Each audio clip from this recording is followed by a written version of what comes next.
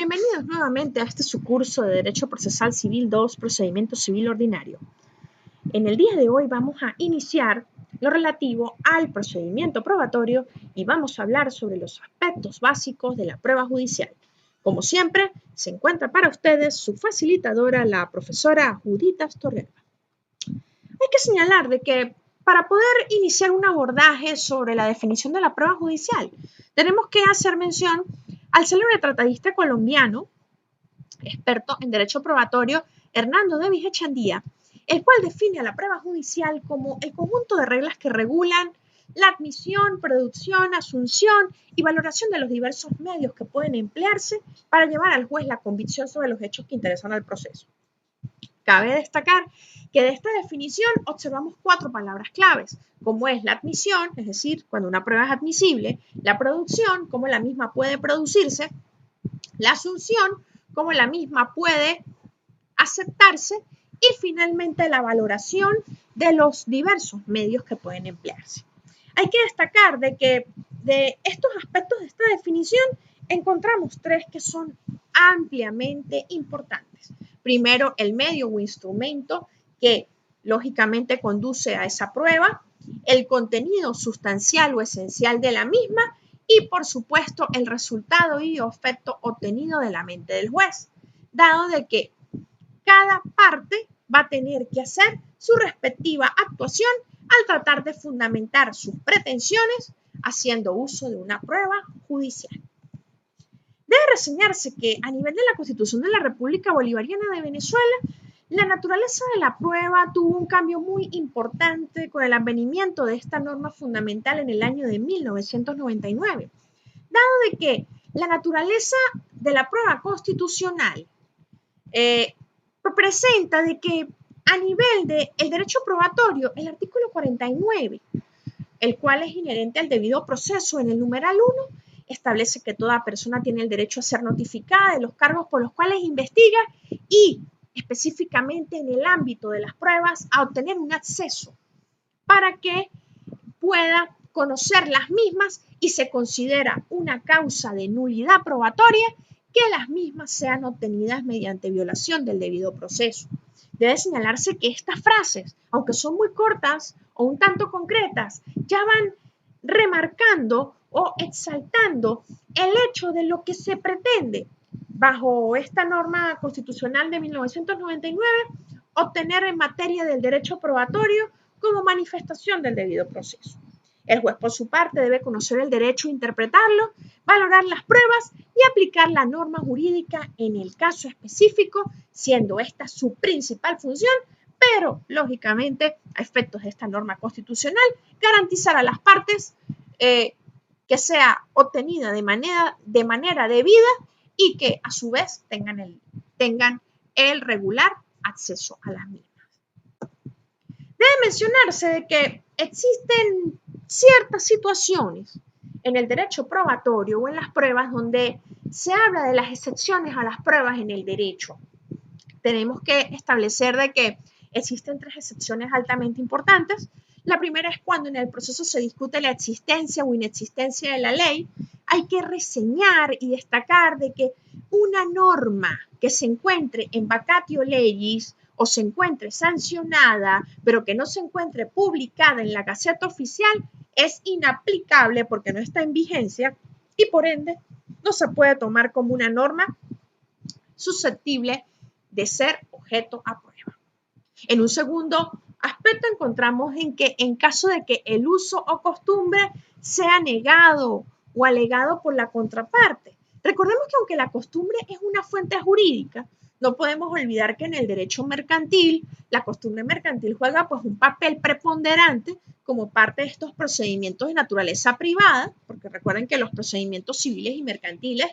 tienen las mismas fases probatorias. Hay que dejar muy claro de que el uso o costumbre, aun siendo una característica propia del derecho mercantil,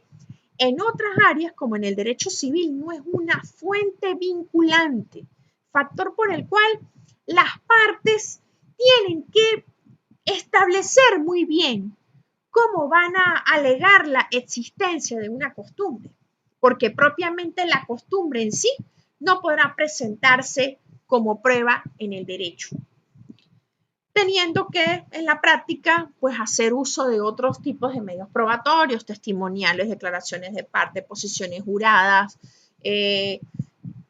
inspecciones, en fin, cualquier aspecto de otro tipo de naturaleza probatoria, de otro tipo de prueba, que pueda permitir la comprobación de la misma, más no tomar de modo autónomo que el uso o costumbre va a ser objeto de prueba. Si bien no es cierto, en un tercer ámbito, que el juez debe conocer del derecho nacional, no está obligado a conocer el derecho extranjero. También esto es un aspecto en la práctica que ha tenido muchas discusiones en la doctrina.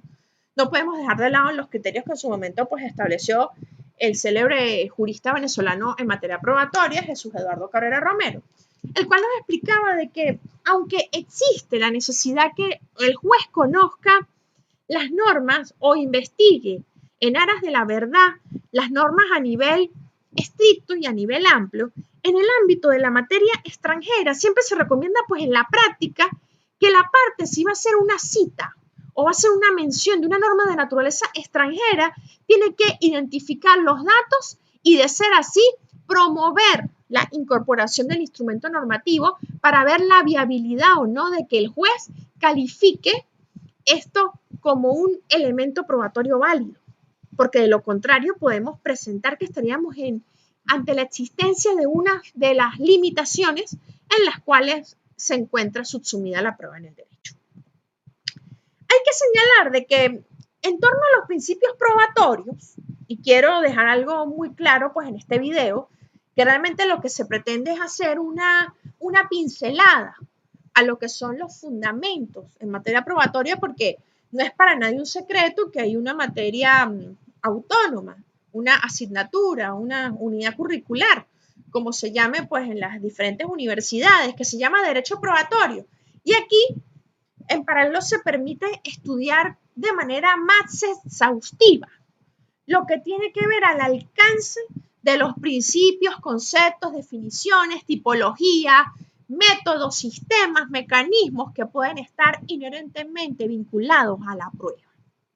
Esta facilitadora en esta oportunidad lo que está haciendo es un esbozo a efectos de que como la parte probatoria o la fase probatoria forma un ítem muy importante, una parte del íter procesal, pues se tienen que clarificar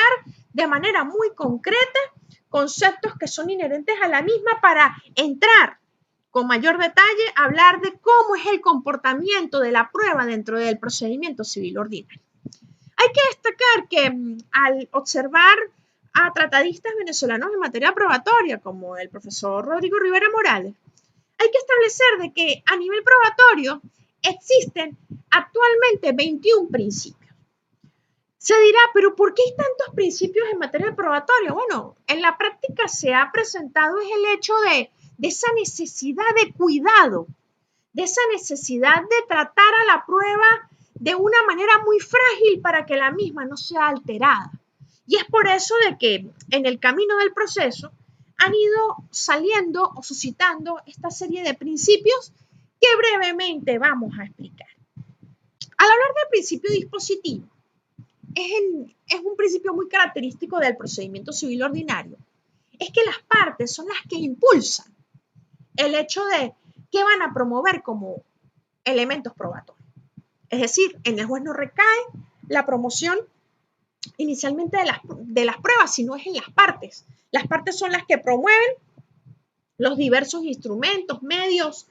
mecanismos, tipos que van a utilizar en la fase probatoria del proceso. Sin embargo, de manera un tanto opuesta, encontramos como segundo principio la existencia de un principio inquisitivo, muy propio de los sistemas procesales novedosos, donde realmente se le da al juez una labor más loable, una labor más activa, en la cual ya él no solamente depende de lo que las partes presenten para dirimir la controversia. Es por eso que podemos observar que uno de los hallazgos o uno de los aspectos más importantes del Código de Procedimiento Civil de 1987 es el hecho de la existencia de una fase que ya está posterior a los actos informes que se llama la fase de autos para mejor proveer, donde el juez, atendiendo a este principio inquisitivo, podrá, de una u otra manera, podrá sencillamente traer al proceso ciertas pruebas que él considere pertinentes a los fines de poder clarificar panoramas que las partes en sus cargas probatorias no dejaron como puntos claros. Entonces creo que es una labor bastante importante otorgarle, aunque sea en manera puntual, una actuación bastante particular y característica al juez por medio de este principio inquisitivo. Por su parte, del principio de la competencia, lógicamente el tribunal que está conociendo pues el proceso desde el inicio es el tribunal que tiene que seguir siendo el competente para la promoción y evacuación de la prueba. En materia de publicidad, como principio de publicidad, las partes tienen que tener o conocer el contenido de las pruebas, sea de una u otra parte. Demandante debe conocer las pruebas del demandado debe conocer las pruebas del demandante, porque esto significa la publicidad, que la prueba es pública. La prueba no puede ser un enigma para las partes, sino ya es un conocimiento, porque la prueba deja, al momento que se promueve y se evacúa, deja de ser de las partes y pasa a formar, es parte fundamental o trascendental del mismo proceso que se está llevando. Respecto al principio de contradicción, es un principio muy común en materia probatoria. Las partes tienen momentos en los cuales van a poder oponerse o impugnar aquellas pruebas que por su naturaleza consideren manifiestamente ilegales e impertinentes. El principio de congruencia es el hecho de que la prueba tiene que tener una concatenación con los hechos alegados, porque, por ejemplo, si yo quiero realmente observar la veracidad de una firma, de un instrumento público, tengo que sencillamente recurrir a una tacha de falsedad, pero no, es decir, a una experticia, más no a una inspección ocular, porque realmente no sería congruente el mecanismo o el tipo de prueba que estoy buscando para poder demostrar la veracidad de mis argumentos. Como un ejemplo, en materia de la carga de la prueba, lógicamente la carga de la prueba es, sin lugar a dudas, que la parte que manifieste aspectos fácticos durante la demanda debe presentar los debidos elementos probatorios para poder dar veracidad a aquellos argumentos que al inicio del procedimiento manifestó. Sobre el principio de lealtad y probidad probatoria, la prueba tiene que ser obtenida bajo aspectos éticos. ¿Qué significa esto? La prueba como tal tiene que tener el hecho de que la misma no puede ser manipulada, la misma no puede ser obtenida por dolo, violencia o error, sino que por el contrario, la prueba tiene que ser obtenida bajo criterios un tanto característicos, que es un criterio de buena fe. Sobre el principio de la preclusividad, pues un principio de naturaleza procesal, encontramos el hecho de que el principio de la preclusividad lo que busca en todo momento es establecer que existen unos lapsos y unos tiempos para la presentación y evacuación y, lógicamente, análisis de las respectivas pruebas, por los cuales las partes no podrán, en momentos posteriores en el proceso, pretender establecer situaciones que vayan en contra de este principio, que lógicamente este principio es uno de los que garantiza mayormente la seguridad jurídica de las partes en el proceso al establecer que para todo hay un momento. Respecto al principio de la inmediación, existe el hecho de que el juez por sí mismo debería o debe conocer a cabalidad ciertos aspectos probatorios. ¿A qué me refiero? El juez está en la obligación ante el escuchar a un experto o ante una inspección ocular o ante una inspección de naturaleza judicial, tener una participación directa para poder conocer el alcance cabal de lo que esa prueba pretende demostrar. Tenemos también un principio de la libertad probatoria, en el cual se establece que aunque el Código Civil, el Código de Procedimiento Civil nos establece una gama de tipos de pruebas comunes, como las posiciones juradas, los testigos, el juramento decisorio, experticias, inspecciones, informes, entre otras, las pruebas técnicas, por ejemplo, encontramos el hecho de que sencillamente la libertad probatoria permite a la parte poder presentar en el proceso cualquier tipo de prueba sin verse limitado en cumplir con las tipologías de las que previamente hemos mencionado algunas. Sobre la exhaustividad, el juez tiene que mantener una postura objetiva. El juez no puede sesgarse en las valoraciones probatorias, ni lógicamente puede actuar en perjuicio de una de las partes al momento de hacer una valoración, dejándose llevar por aspectos de tipo personal, dado que de lo contrario sería más ético el hecho de que ante la existencia de intereses tuviera que inhibirse. Sobre el control de la prueba, el control de la prueba es que, como ya se dijo, la prueba tiene que ser custodiada, la prueba tiene que ser vigilada y se tiene que tratar en todo momento de resguardar la prueba de cualquier aspecto susceptible a su alteración. Del principio de la comunidad de la prueba es que, como ya lo hemos dicho, la prueba no depende ya de las partes, la prueba no es de la parte demandada o la prueba no es de la parte demandante, al contrario, la prueba es del procedimiento o del proceso que se está llevando a cabo. Sobre la disposición y renunciabilidad de la prueba, también hay que dejar claro que hay que establecer un aspecto fundamental, que aquellas pruebas que sean de conocimiento de ambas partes, las mismas, sin lugar a dudas, pueden declararse conformes ¿a qué? A que las mismas no sean valoradas, no sean evacuadas por las partes, porque ambas partes reconocen el aspecto de que un hecho manifiesto que se ha dicho en el proceso sí es verídico para ambos. Sobre el principio de prohibición de aplicar el conocimiento privado del juez sobre los hechos, también tenemos que dejar algo muy claro. El juez tiene que tener una imparcialidad. El juez tiene que tener una objetividad en la cual él no puede aplicar sus conocimientos particulares para la valoración probatoria, sino tiene que tomar en cuenta un proceso lógico-analítico, tomando el sistema, que eso lo vamos a estudiar más adelante, debido para poder hacer el análisis y la conclusión y la síntesis de lo que esa prueba representa en el proceso. Sobre el principio de la formalidad y legitimidad de la prueba tiene que tener ciertas formalidades, tiene que ser respetada y tiene que ser legítima tomando en cuenta los medios de obtención de la misma. Sin embargo, tenemos que recordar que en la práctica existen muchos argumentos que las partes quieren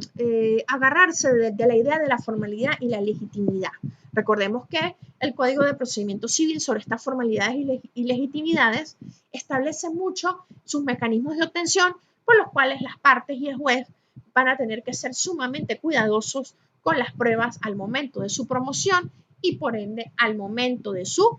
evacuación, sobre todo tanto en las pruebas testimoniales como en las pruebas orales. Sobre la imparcialidad, ya lo hemos dicho, tiene que existir un aspecto que no debe de haber inclinación alguna del juez en el proceso al momento de valorar la prueba. El principio de la gratuidad, en la cual la sede jurisdiccional, al momento de hacer la respectiva evacuación de la prueba o la promoción, no puede solicitar a la parte el hecho de que la misma estipule gastos excepcionales a los que es la asistencia jurídica. Sin embargo, pues en la práctica nos encontramos que cuando se recurren a aspectos como la prueba de experticia o el uso de expertos, sobre todo cuando son expertos de tipo técnico, lógicamente se tiene que establecer una excepción a este principio porque en la práctica los expertos sí establecen el pago de ciertos emolumentos por los servicios prestados en pro de hacer un análisis exhaustivo o un informe técnico de la prueba de experticia que ellos están levantando. Sobre la licitud de la prueba, la misma tiene que ser obtenida bajo los medios debidos, es decir, no puede haber violencia, no puede haber vulneración de derechos fundamentales. Y aquí hago bastante énfasis en la teoría del fruto del árbol envenenado, la cual nos habla de que cualquier prueba que es obtenida por medios violentos o por medios que cercenen derechos no se puede considerar como una prueba que esté enmarcada en la licitud. Sobre el principio de la colaboración en las partes en la prueba, es necesario que las partes faciliten al administrador de justicia, es decir, al juez, la construcción o la presentación de ciertas pruebas por los cuales se puede considerar como un indicio negativo el hecho de que el juez observe la idea de que una de las partes está obstaculizando el cumplimiento de lo que sería su carga probatoria. Sobre la pertinencia y conducencia, tenemos que establecer que la prueba tiene que ser pertinente, la prueba tiene que conducir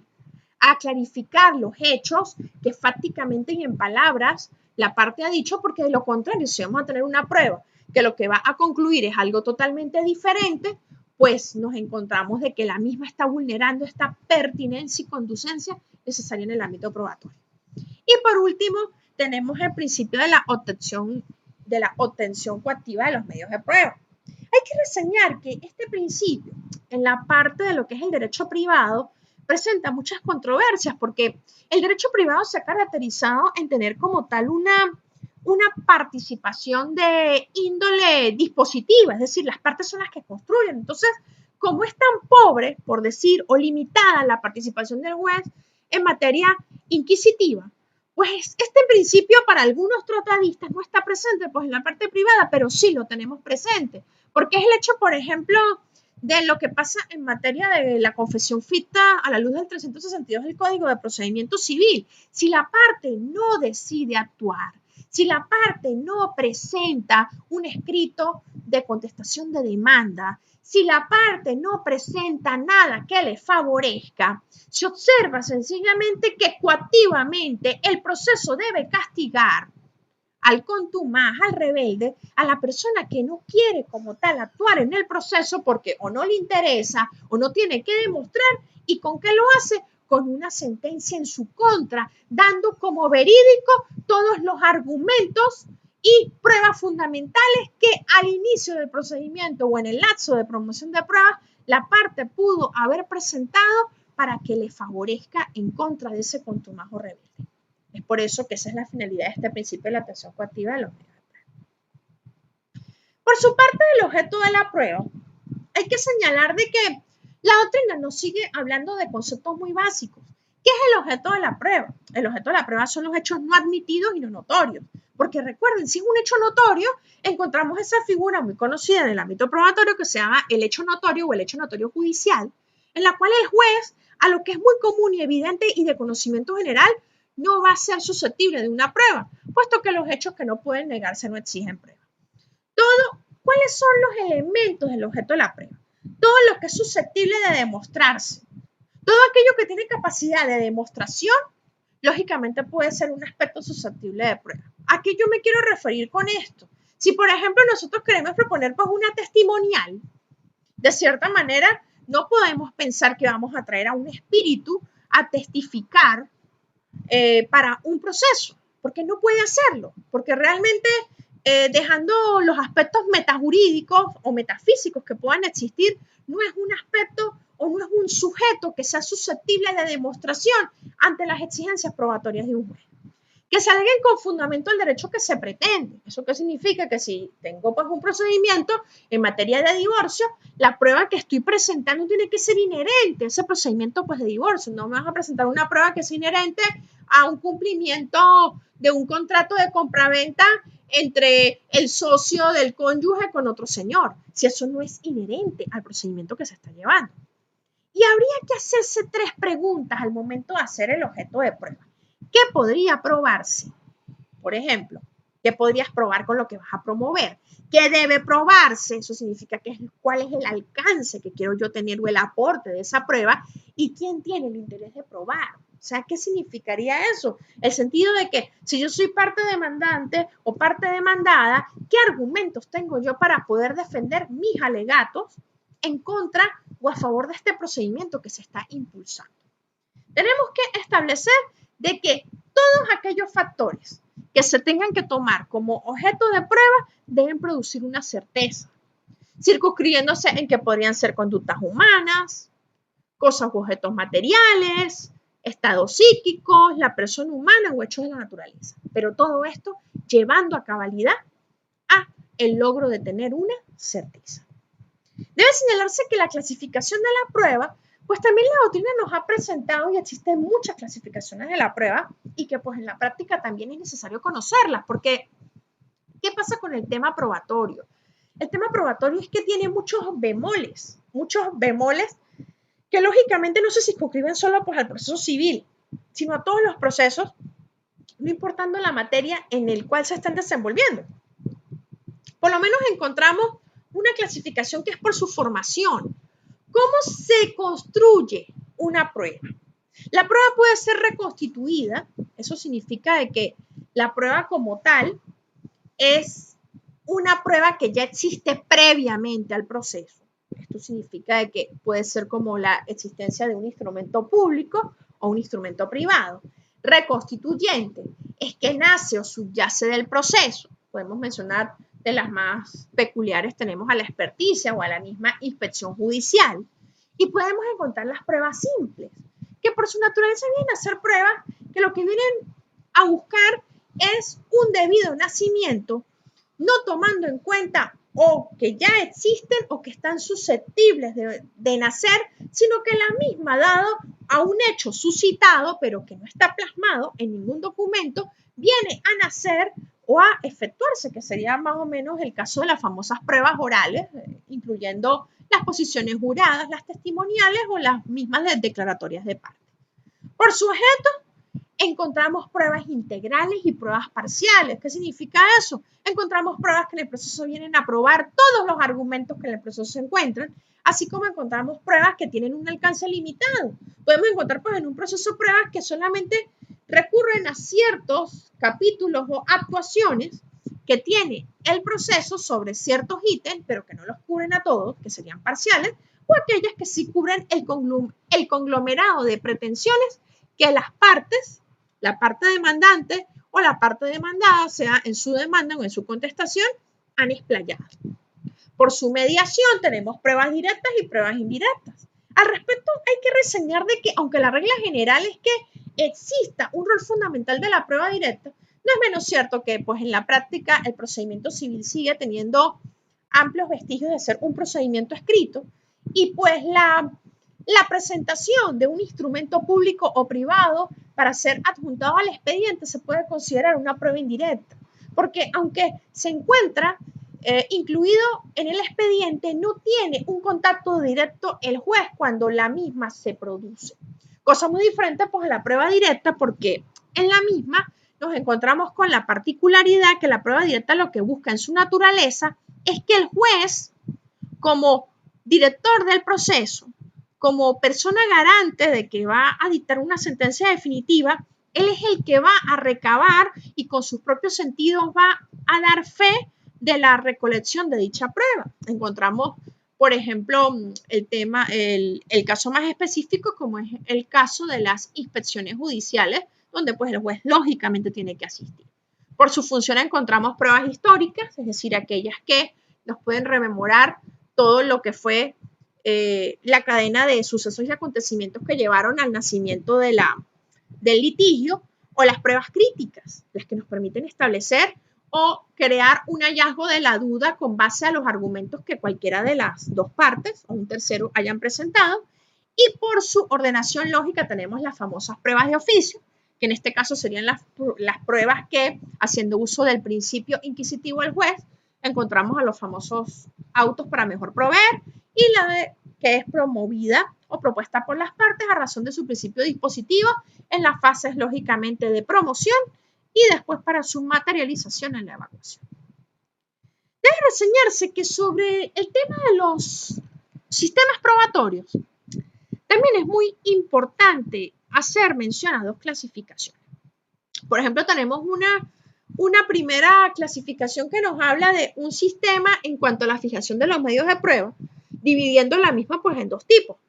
en libertad absoluta y en prueba legal. ¿Por qué yo hablo de libertad absoluta y de prueba legal? Porque nos encontramos de que a nivel de los códigos de naturaleza adjetiva, sobre todo pues, en materia procesal civil o de derecho privado,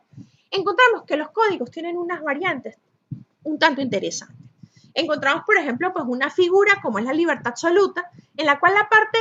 puede promover cualquier cosa que él quiera presentar como medio probatorio. Son códigos que en la práctica no tienen una enunciación taxativa, de los medios de prueba que son susceptibles de traer al proceso y pues que permite a que el abogado y la parte puedan tener pues una creatividad en torno a lo que ellos puedan presentar como prueba. Esto es muy común sobre todo pues en los sistemas nórdicos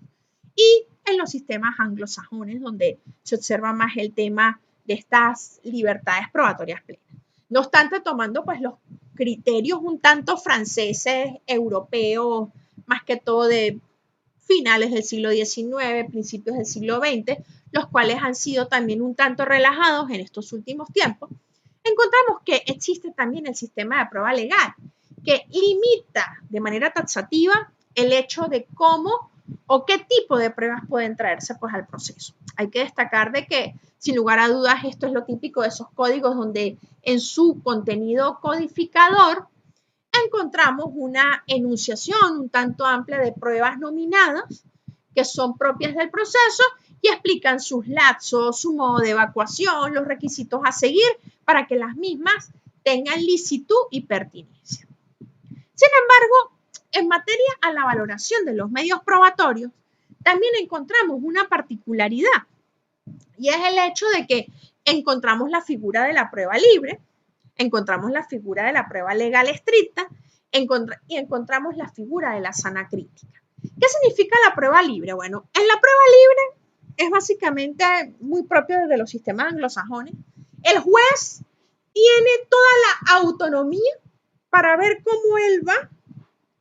a evaluar y analizar y hacer la síntesis de esa prueba presentada por las partes. Por el contrario, en la prueba legal en sentido estricto,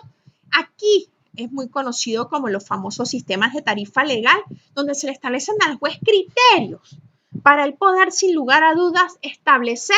ciertas percepciones de cómo él va a catalogar la prueba y que no va a ser bajo aspectos netamente subjetivos o personales, pero más que todo subjetivos que personales, porque cuando ya algo se torna personal es mucho más fácil para el juez decir me inhibo o que las partes recusen. Pero sencillamente en este tipo de prueba legal en sentido estricto, el juez se va a circunscribir como una receta, y eso es lo que yo siempre digo cuando doy esta clase, como una receta de cocina al hecho de cómo va a ser la respectiva valoración probatoria. Muy común de los códigos adjetivos tradicionales, criterio que también ha sido pues abandonado pues en los últimos tiempos, tomando más un criterio que es sencillamente moderno, intermedio, que es el de la sana crítica, donde el juez, haciendo un proceso lógico, una debida interpretación jurídica, yendo más allá del hecho de usar las típicas premisas del silogismo, aspecto clásico que ya también se ha ido dejando pues, en el ámbito judicial, no del todo porque existen sentencias que se basan bajo estos preceptos, pero no todas. En la sana crítica el juez tiene que establecer un equilibrio entre lo que presenta la libertad